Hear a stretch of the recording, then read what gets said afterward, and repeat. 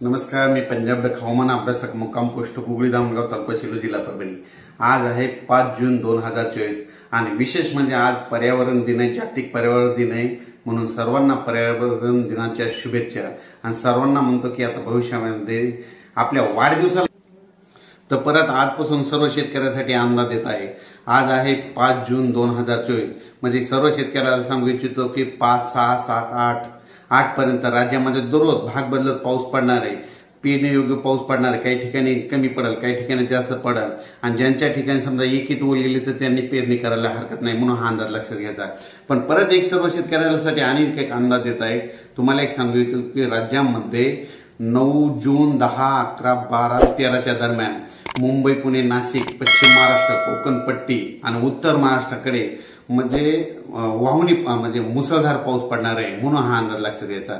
म्हणजे कोकणपट्टी, उत्तर महाराष्ट्र आणि पश्चिम महाराष्ट्रामध्ये 9 ते 14च्या दरम्यान मुसळधार पावसाची शक्यता आहे, म्हणून हे अंदाज लक्षात घ्यायचा।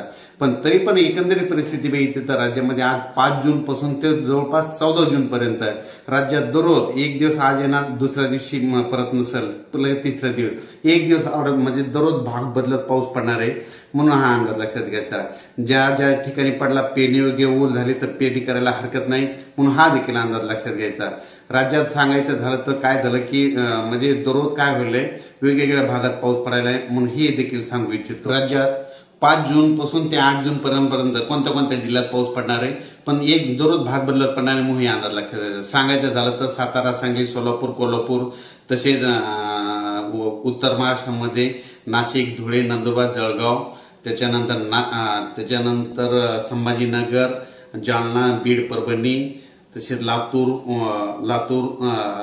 नांदेड, हिंगोली, यवतमाळ, वाशिम, बुलढाणा, अकोला, अमरावती, त्याच्यानंतर उस्मानाबाद, लातूर, त्याच्यानंतर तो पाऊस तसेच सोलापूर, पंढरपूर असा ह्या भागामध्ये जरा चांगला पडणार।